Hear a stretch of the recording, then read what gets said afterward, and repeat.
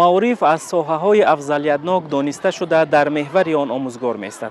سلام بینندگان عزیز تلویزیون بهارستان، این برنامه راهنما است از شهر ترسونزاده. ما را همراهی کنید تا حکمت آموزگار مورد ذهن شما قرار داده شود.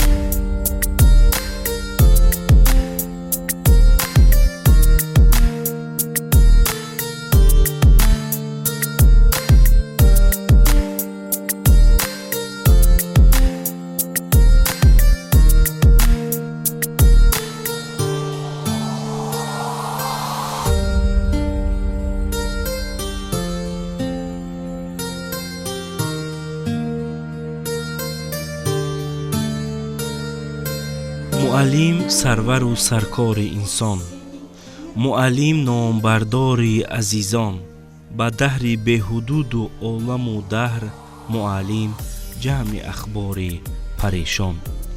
قهرمان برنامه راهنما آموزگار لیسه اینترنت شهر ترسونزاده، علوچه معارف و علم جمهوری تاجیکستان زرینا خوشیوه می باشد. معلمه داننده خوبی فنهای دقیق بوده. امروز به خوانندگان از فن متماتیک تعلیم و تربیت می دهد.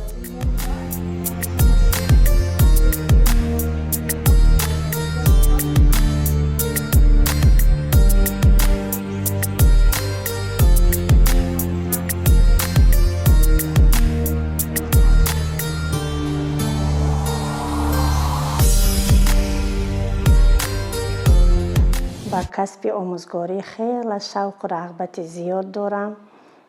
مخصوصا خوانندگان رو دوست می‌دارم، بچه‌های دوست می‌دارم، کسب خودم رو، فن خودم رو دوست می‌دارم. ولی خصوص می‌خواهم که چقدر دانشی که خودم هست همین رو با شاگردام آموزم. شاگردانم در آینده همچون آموزگار میخواهم در وطنم یا سهم خودم را گذرانم و شاگردان در آینده در جمعیت جمهوری تاجیکستان راه خود را یافته صاحب کسب نمونه‌ای را به دست بیارم. جایی که روم فخر میکنم از کسبم.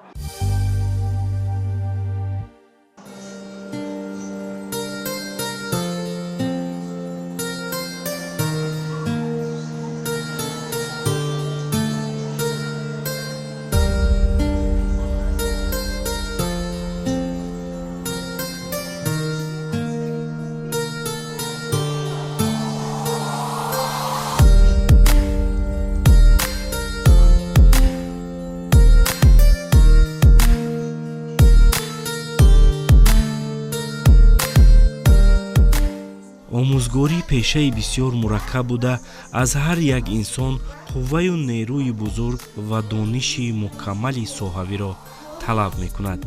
ولی در نوبت دیگر آموزگاری کسب پرشرف و پر افتخار دانسته می شود، می گوید قهرمان برنامه زرینا خوشیوه. بله، در واقع چنین است.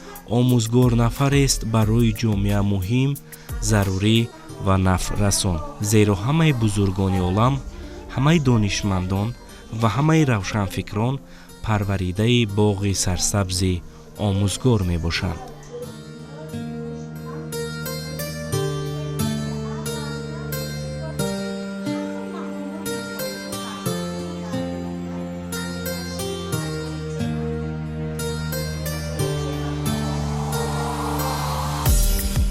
امروزها در جمعیت مقام آموزگار خیلی بلند برداشته شده است.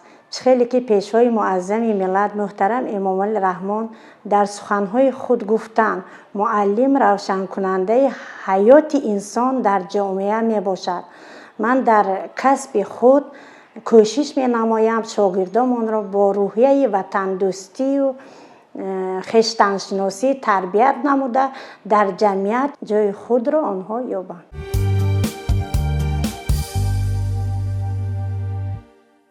آموزگار نبودم. من اول ارکیتکتور بسپاریدگی بودم، پلیتکنیکی با. بعد اونجا با پدرم منو پیشنهاد کردن که آموزگار شدن لازم. در آینده فرزندات بایم لازم میشد همین آموزگاری. قطع فرزندات قطع اولاد یک جایه میشی، هم کاری خانه تا میکنی هم آموزگاری تا میکنی. دکومنت ما گرفته همون دانشگاه آموزگاری به روز 31 اوگوست گردانده آوردم.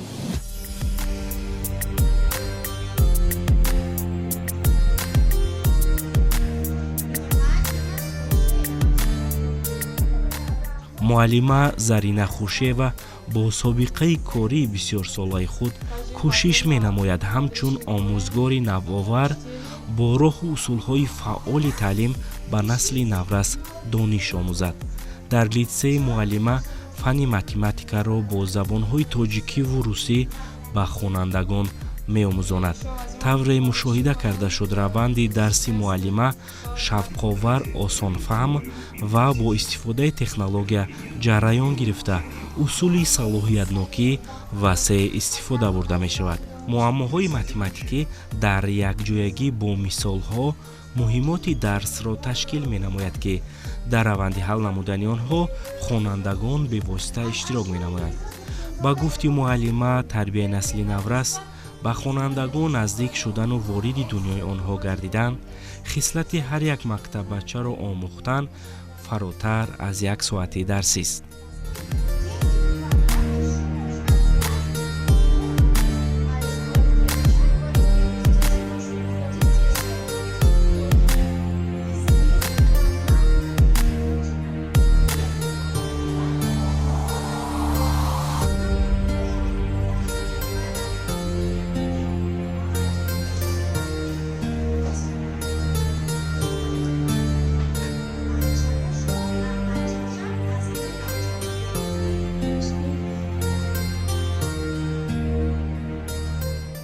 باید آموزگار هر درسش به تیاری پخته دیده باشد که اونجا ما نسل نورس را تربیت کرسادیم.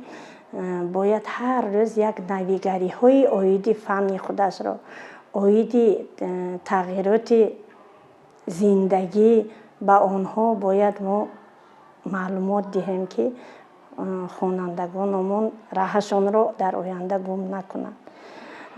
من هر روز درس خودم به تیاری پخته میبینم که همین بچه از من یک چیز را آموزد و یک چیز را گیرد. همین از جهت تربیوی هم از جهت فن خودم هم من به آنها همین صمیمانه صحبت میکنم. اول آغاز درس من همه وقت اول شاگردان به نگاه میکنن، بعضیش خستگی شده میشینند، آیسته سرش سیله کره قطعی همین شاگردم صحبت میگذارنم به نزدیک. بعدی درس و گرفته میمونم یانم و پدرش مادرش آگاه میکنم، قطعی خوش رو صحبت میکنم که همین بچه باز شوقش شود که در زندگی یگان روح افتاده نشود. فرقیت کلان درس‌های معلم خوشیوا زرینه از آن است که گویا که فکر میکنید که به یک عالم دیگری داخل شدید. هم جهت علمی بلند است، هم جهت تربیوی درس بلند است. معلمه با مثال‌ها از حیات خوانندگان، از حیات عموما انسان‌ها با زمانه خودمان با موضوع اکتوالی به نهایت میتواند موضوع نو را مقایسه کرده فهمانده تواند به خوانندگان. انا یکی از برتریت‌های کلانترین زرینه تاشمراد آن است که هم سختگیر هستند و هم در عین زمان مهربان هستند. به دل هر یک خواننده با مهربانی خود، با دانش بلند خود دل یافته توانستند. از این لحاظ خوانندگان به نهایت معلمه را دوست می‌دارند، حرمت میکنن و همیشه کوشش میکنن که به درس‌های اون کس دیر نمانند، همیشه حاضر باشند و علل خصوص با تیاری پخته حاضر میشوند.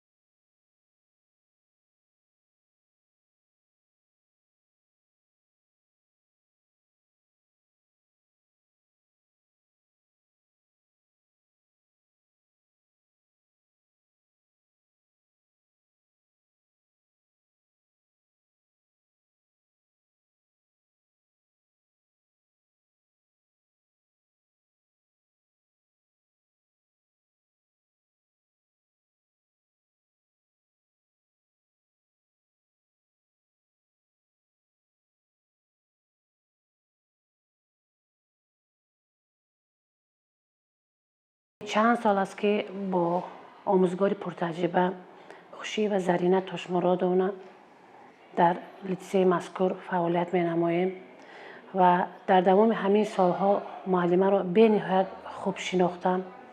در درس های اون کس همچون جانشین بسیار اشتراک کردم. درس ها به نهایت پرمضمون، پرمحتوا، شوق آور می گذرد. در درس هایشان به نهایت خوانندگان فعال هستند. از سبب اون که درس ها به نهایت شوق آور می گذرد، معلمه کوشش میکنند که هر یک درسشان از درس دیگر فرقیت کلان داشته باشد تا که خوانندگان در درس ها دانشی را یا نوآوری را به خود قبول کرده توانند. معلمه بسیار نوآور هستند، همیشه در جستجو هستند، هرچند سالهای دراز کار کرده باشند، هم سالهای طولانی کار کرده باشند، همچون معلم جوان کوشش میکنند که هر درس آن کس پرمحتوای پرمضمون شوق‌آور گذارد. از این لحاظ من هر یک درس معلمه را گویا که به یک اثری بدیعی مانند کرده میتوانم. من نیز که آموزگار هستم و من تجربه کلان پداگوگی دارم، وقتی که در درس‌های معلمه اشتراک میکنم به خود نیز یک چیزی را قبول کرده میتوانم. از همه خوب اون است که درس‌های معلمه از جهت علمی، از جهت تربیوی به نهایت بای می باشد. تا اینکه طفل خواند و صاحب هنر شود، استاد مهربانی او خون جگر شود. بیهوده نمیگویم، آموزگار سرچشمه علم و معرفت است. واقعا هم معلمه خوشی و زرینه در برابر آموزگار سختگیر و سرطلب بودنشان شخص واقعا رحمدل و مهربان می باشد. برای ما جوانان این فخر است که با چنین آموزگار کار و فعالیت می نماییم. آموزگار خوشی و زرینه محض شاگردانشان در یک چند آزمون و المپیادهای فنی اشتراک نموده، مخصوصا در آزمون علم فروغ معرفت اشتراک نموده سزاوار جایهای نمایان گردیده اند.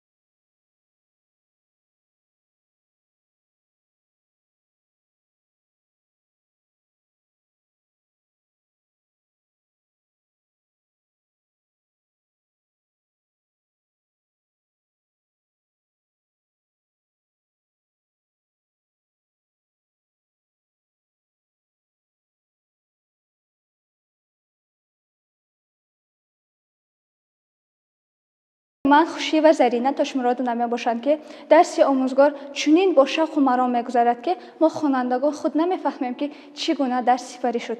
آموزگار در برابر سختگیر بودنشان حلیم و مهربان مثل مادر همکاری می نمایند.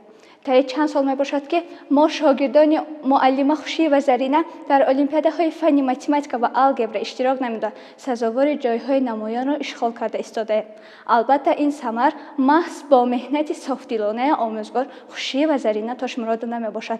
ما شاگردان فخر می نماییم که شاگردان چنین آموزگار دانای مهربان حلیم و صافدل هستیم. و ما از فن متماتیک آموزگاری حلیم و مهربان خوشی و زرینه تاشمراد درس می‌گذارند. درس‌های معلم بسیار ثمراناک و شوق‌آور می‌گذرد و ما از معلم نازکی‌های فن متماتیک را آموختیم. من در المپیادهای فنی از فن متماتیک اشتراک نموده جایهای نمایان را اشغال نمودم و کوشش می‌کنم که شاگرد صادق و وفادار معلمم خوشی و زرینه تاشمراد باشم.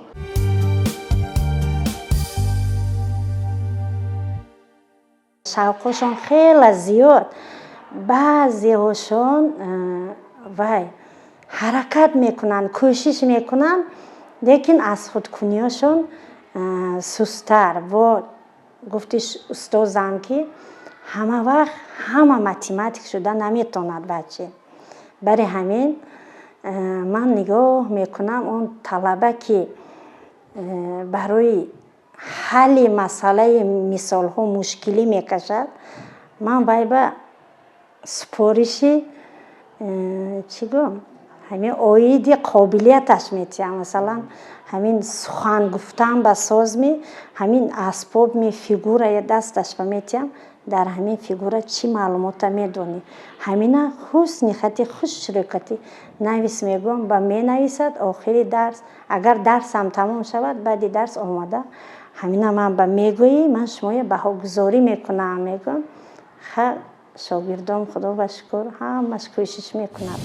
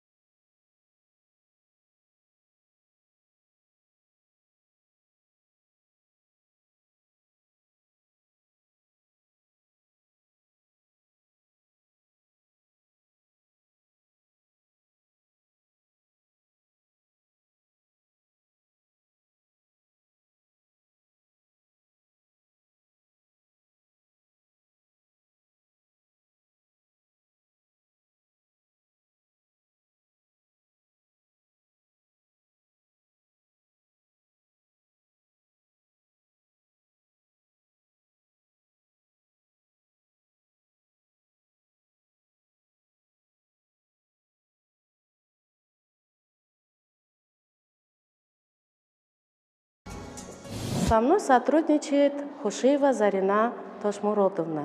Хушиева Зарина бо мо ҳамкор аст. Ман муаллимаро хуб мешиносам, чунки ӯ омӯзгори хуб ва сермаҳсул аст. ӯ модари 3 фарзанд аст, бо фарзандонаш хуб кор мекунад. ба тарбияи онҳо машғул аст. дар як вақт бо хонандагони литсей низ кор мебарад. хонандагонаш дар олимпиадаҳо ҷойҳои намоёнро мегиранд. маълум аст ки муаллима ба онҳо амиқан кор мекунад ва заҳмат мекашад. бинобар ин мо коллективи омӯзгорон муаллимаро эҳтиром менамоем, чун омӯзгори асил мебошад. шогирдони зиёдашон литсейро хатм кардаанд. имрӯз дар мактабҳои олӣ таҳсил карда истодаанд. мо ва хонандагони литсей муаллимаро бисёр эҳтиром менамоем ва ба меҳнаташон ташаккур мегӯем, чунки кори омӯзгорӣ фаъолияти на он қадар осон аст. аммо муаллима барои рушди касби худ, ихтисоси худ кӯшиши зиёд менамояд.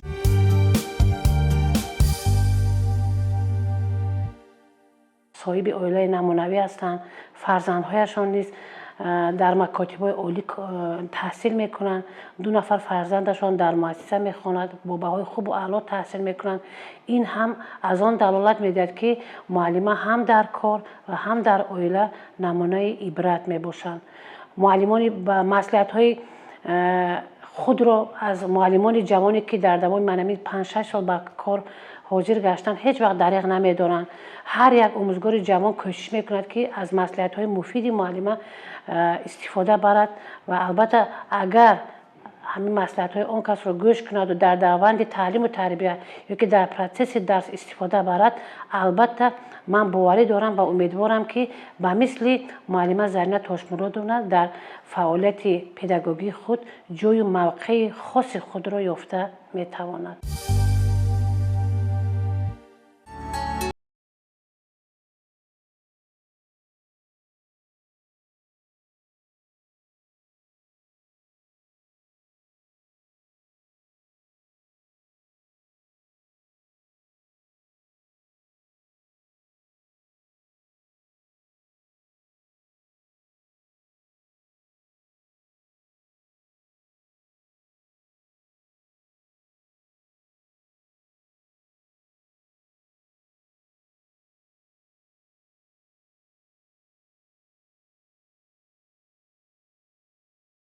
گردید. معلمه از آن افتخار می نماید که آموزگار است، زیرا حکومت جمهوری تاجیکستان مقام و منزلت آموزگار را بلند برداشت. شرایط ضروری تعلیم ما آموزگاران را وادار می سازد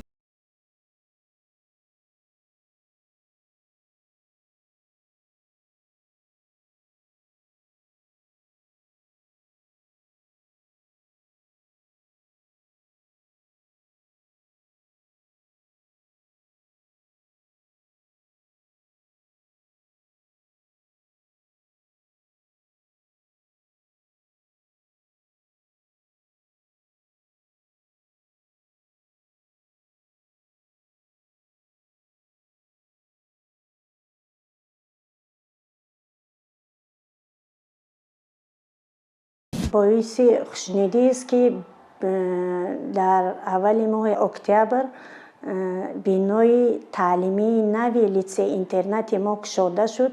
در آن پیشوای معظم ملت محترم امام علی رحمان با آموزگاران صحبت صمیمی نمودند. در آن نسبت کسب خود باز روحیه ما آموزگاران بلند شد. با این بیناهای تعلیمی نو را ما آموزگاران و شاگردامون یک جای کار کرده نتیجه خود را حرکت میکنیم و دست بیاریم.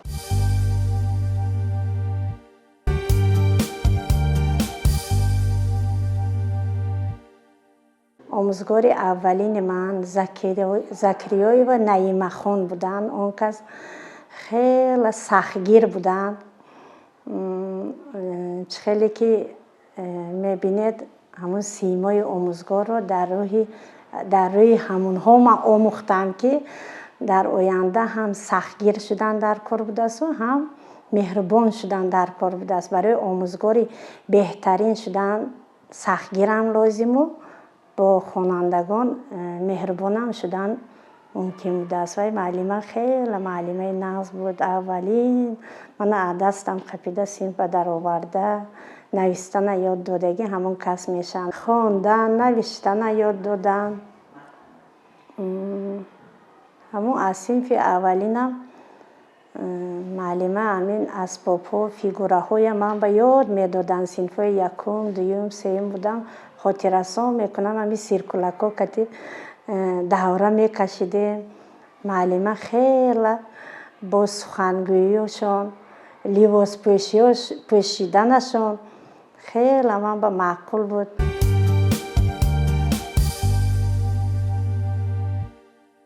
مادرم خیلی ملایم مهربان، همین خیلی دل فرزنداشون و نگاه میکنن که همین فرزندم را خفه نکنم.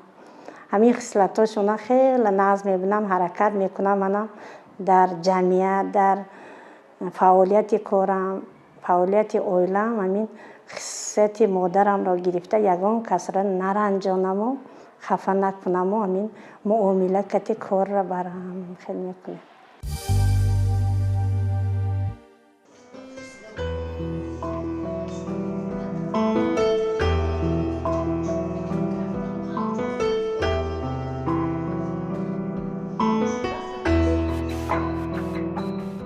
боиси таъкид аст ки қаҳрамони барномаи роҳнамо ширкаткунандаи озмунҳои соҳавӣ ва сабқатҳои математикӣ миёни ҳамкасбони худ аст.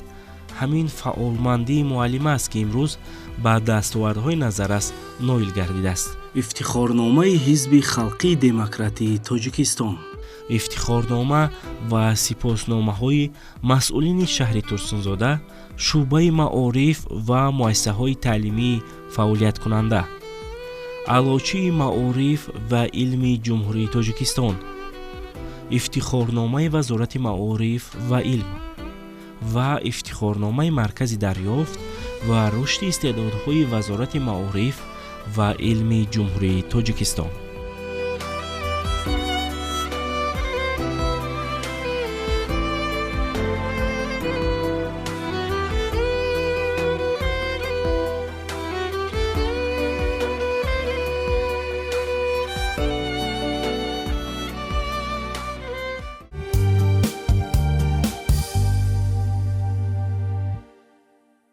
من خودم رو به طلبه تصور کردن نمیتوانم. همین چیز رو من به شما گم. وقتی که تعطیل 3 ماه میشد من تعطیل نمیبرویم، من گویم میشد الکه در خونه میشینم خودم رو یک چیزم رو گم کردگی باری میشم. همون خوانندگانم که فعال هستند آنها رو دعوت می نمایم. همین لیسه خودمون به می بیاد با تخته الکترونی از شبکه های اینترنتی مثال هایی که معماوی هست درباره همین پروگرام قطعی شاگردان کار میکنم. با در قطار این بعضی سستخانه هست دعوت می نمایم، مؤسسه بیان خانم بیان می بیان قطعی من کار میکنن. بعدی که شاگردام از من یک چیز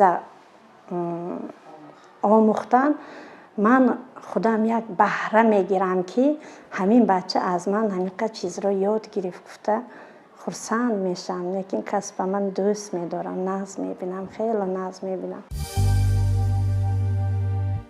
بینندگان عزیز رسیدیم به انجام برنامه راهنما. امیدوار هستم که برنامه نوبتی به شما پسند آمد، زیرا معلمه را برای شما معرفی کردیم که از فنهای دقیق به خوانندگان دانش می‌آموزد. خیر تا برنامه‌های بعدی، تن صحت و خانه آباد باشید.